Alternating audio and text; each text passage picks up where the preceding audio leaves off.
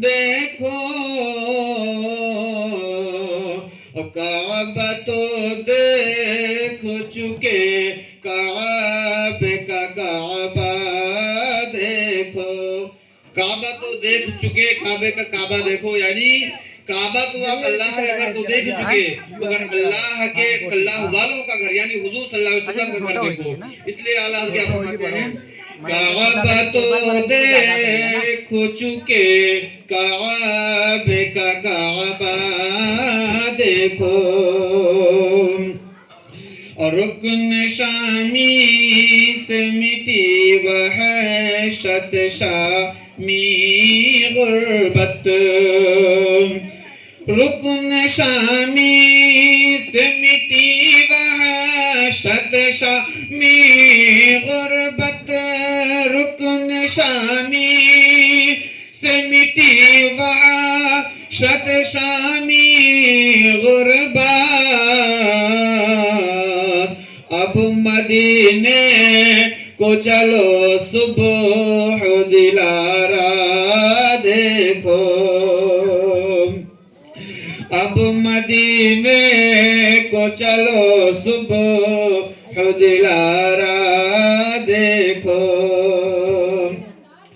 آب زمزم تو پیا خوب بجھائی پیاسیں آب زمزم تو پیا خوب بجھائی پیاسیں آب زمزم تو پیا خوب بجھائی پیاسیں آب جو دے شہ کوثر کبھی دریا دیکھو اور بہت پیارا شعر ملاحظہ فرمائیں حضرات زیر میزاب ملے خوب کرم کی چھیٹیں کہ زیر میزاب ملے خوب کرم کی چھیٹیں زیر میزاب ملے خوب کرم کی چھیٹیں ابر رحمت کا یہاں زور برسنا دیکھو ابر رحمت کا یہاں زور برسنا دیکھو غور سے سن تو رضا کعبے سے آتی ہے صدا غور سے سن تو رضا کعبے سے آتی ہے صدا اور میری آنکھوں سے میرے پیار کا روضہ دیکھو میرے آنکھوں سے میری پیار کا روضہ دیکھو حاجیوں آؤ شہنشاہ کا روضہ دیکھو کعبہ تو دیکھ چکے کعبے کا کعبہ دیکھو ایک بار درود شریف اللہم صلی علی سیدنا و شفیعنا حبیبنا قریبنا مولانا محمد بارک وسلم صلاۃ و سلام علیک یا رسول اللہ علیہ الصلوۃ والسلام صلی اللہ علیہ وسلم دعا اچھا اور سماعت فرمائیں مجھ کو پہنچا دے خدا احمد مختار کے پاس مجھ کو پہنچا دے خدا احمد مختار کے پاس مجھ کو پہنچا دے خدا احمد مختار کے پاس حال دل عرض کرو سید ابرار کے پاس حال دل عرض کرو سید ابرار کے پاس، اور جس کو دیکھوں وہ اسی در پہ چلا آتا ہے، جس کو دیکھوں وہ اسی در پہ چلا آتا ہے، جس کو دیکھوں وہ اسی در پہ چلا آتا ہے، اور بھیڑ ہے شاہ و گدا کی در سرکار کے پاس، بھیڑ ہے شاہ و گدا کی در سرکار کے پاس، اور بے طلب جس کو جو چاہیں وہ عطا کرتے ہیں، بے طلب جس کو جو چاہیں وہ عطا کرتے ہیں، اور سب خزانے ہیں میرے مالک مختار کے پاس، سب خزانے ہیں میرے مالک مختار کے پاس، مجھ کو پہنچا دے خدا ہے مد مختار کے پاس، حال دل عرض کروں سید ابرار کے پاس۔ ایک بار درود شریف پڑھی، اللہم صلی علی سیدنا و شفیعنا حبیبنا قریبنا مولانا محمد بارک وسلم، صلاۃ و سلام علیک یا رسول اللہ علیہ الصلوۃ والسلام صلی اللہ تعالی وسلم۔ محترم حضرات، اللہ تبارک تعالیٰ قرآن مقدس میں ارشاد فرماتا ہے اقیموا الصلاۃ وآتوا الزکاۃ وارکعوا مع الراکعین، یعنی نماز قائم کرو، زکوٰۃ دو، رکوع کرنے والوں کے ساتھ رکوع کرو۔ اللہ تبارک تعالیٰ اپنے بندوں پر بہت بڑا احسان جتلایا ہے۔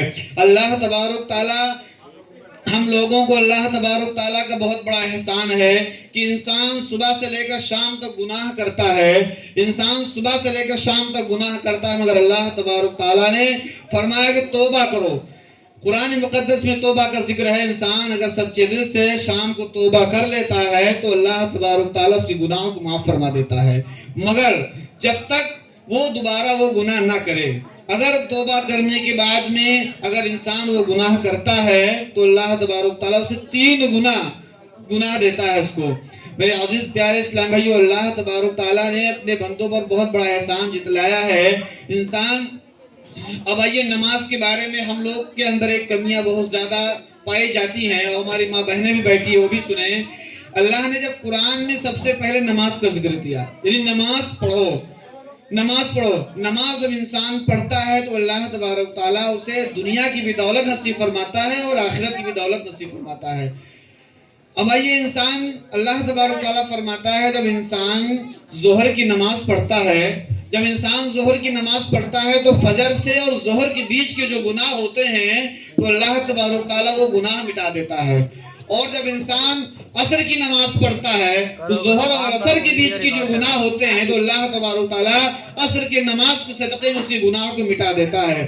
جب انسان مغرب کی نماز پڑھتا ہے تو اللہ تبارک تعالیٰ فرماتا ہے جو عصر اور مغرب کے بیچ کے جو گناہ ہوتے ہیں تو اللہ تبارک تعالیٰ وہ گناہ مٹا دیتا ہے۔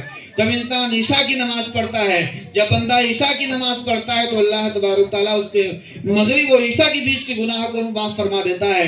جب انسان فجر کی نماز پڑھتا ہے تو اللہ تبارک تعالیٰ عشاء اور فجر کے بیچ کی جو رات کے گناہ ہوتے ہیں اللہ تبارک تعالیٰ وہ گناہ کو مٹا دیتا ہے۔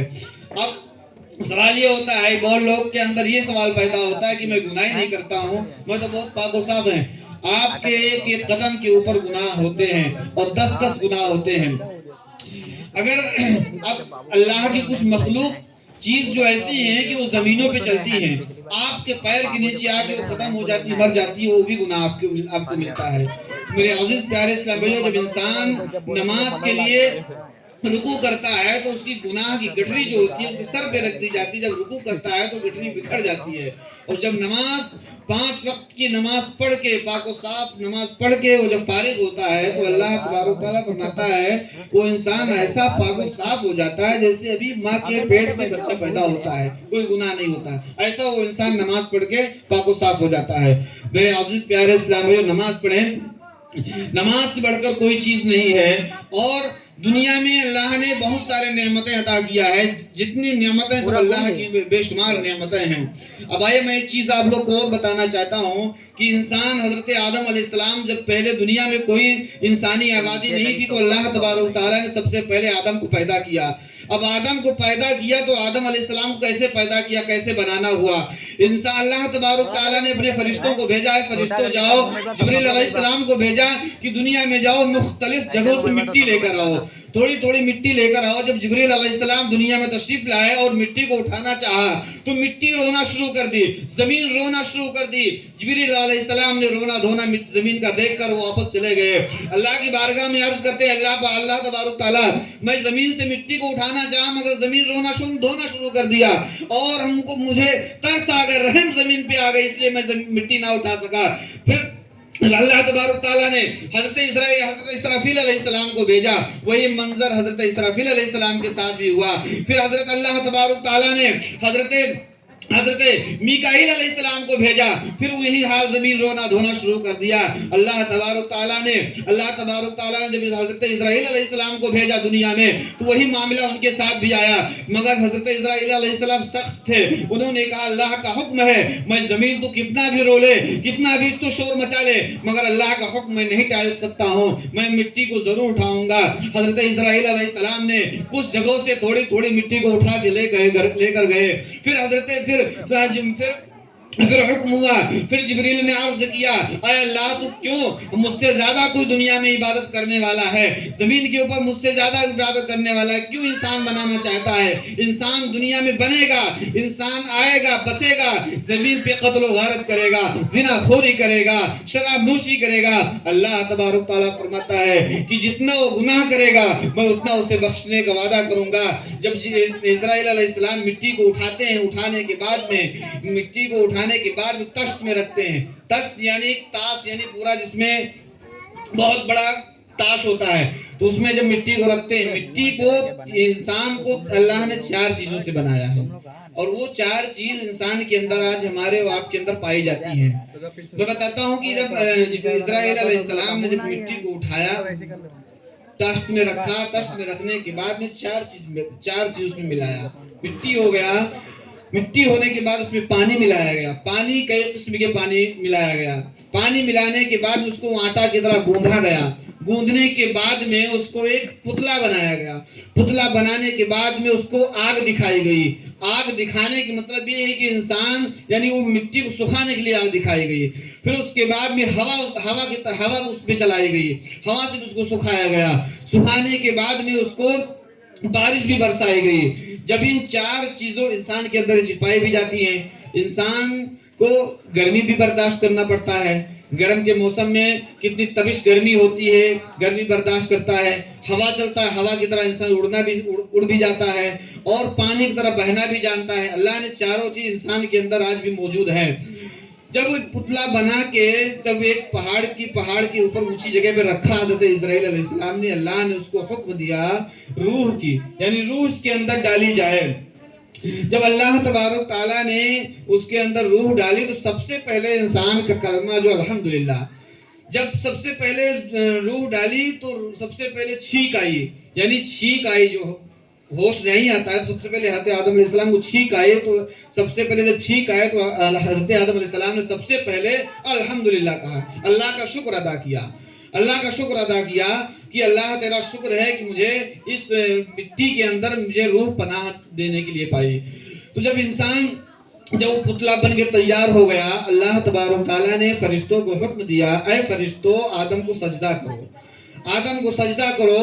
فرشتوں نے آدم کو سجدہ کیا. ابلیس جو تھا فرشتوں کا سردار تھا, وہ سجدہ نہیں کیا اور ایک سجدہ کیا. سجدہ کرنے کے بعد جبریل علیہ السلام نے جب سر کو اٹھایا, فرشتوں نے سر کو اٹھایا, دیکھا ابلیس کھڑا اور سجدہ نہیں کیا.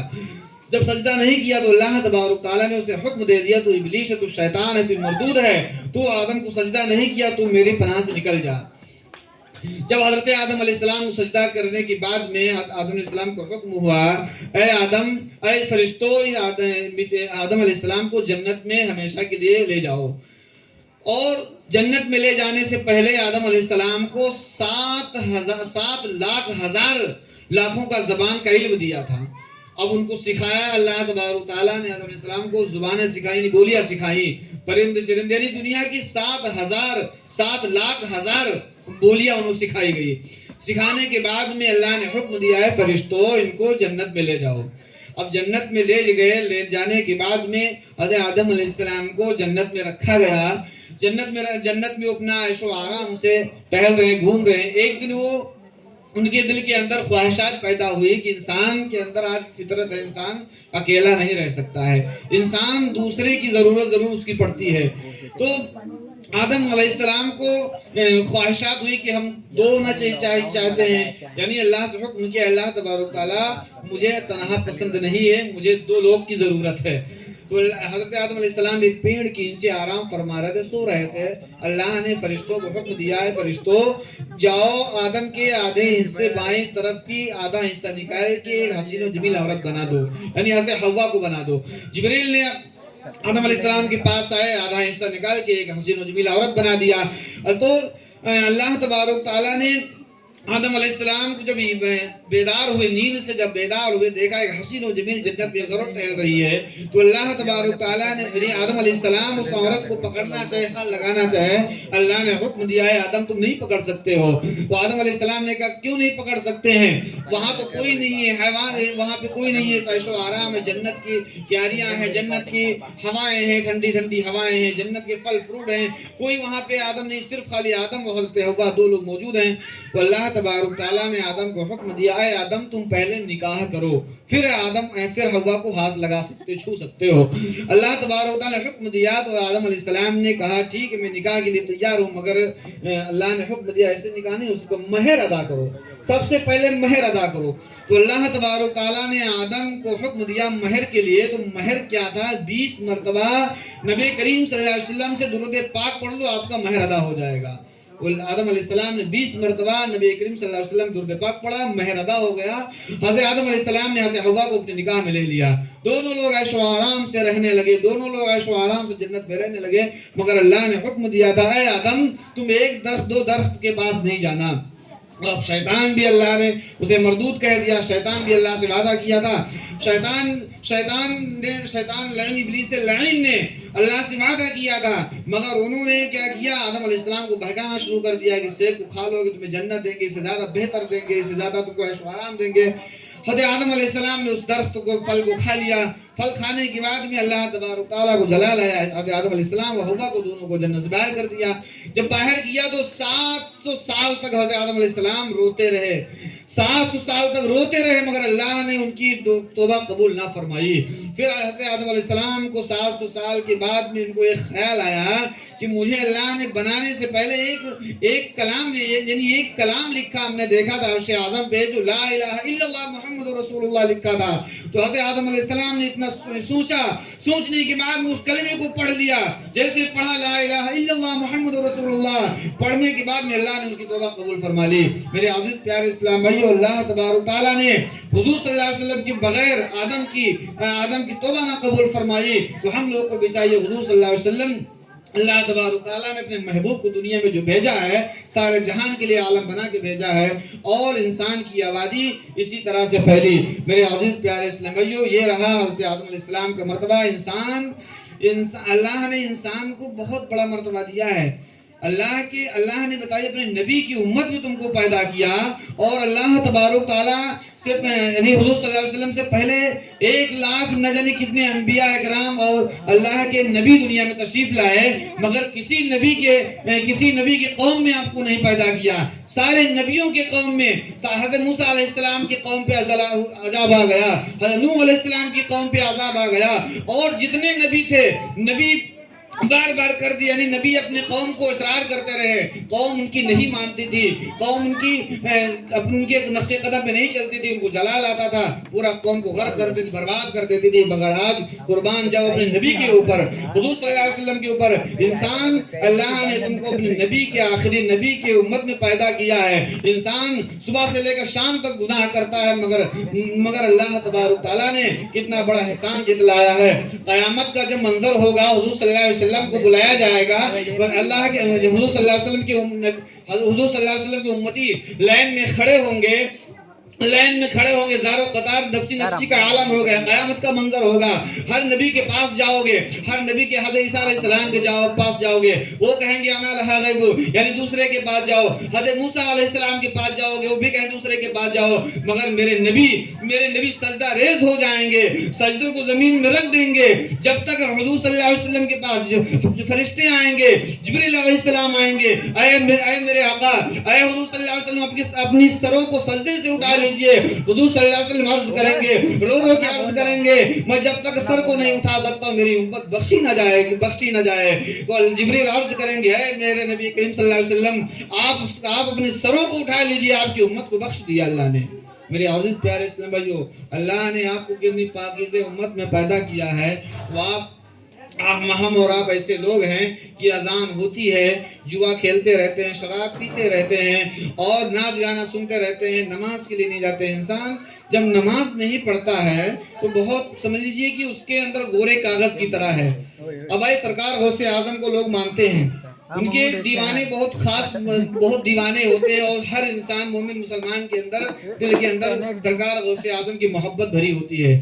ابائے سرکار غوث اعظم کیا فرماتے ہیں کہ ایک راستے سے ایک کیچڑ, یعنی ایک کتا جو ہے اس کے اندر بہت زیادہ کیچڑ لگا ہوا تھا, اور وہ کیچڑ سے لوٹا پوٹالی گندگی تھا, اور ایک بے نمازی آ رہا تھا. تو سرکار غوث اعظم سے سوال ہوا ہے کہ ہم کتے کی طرف اس کو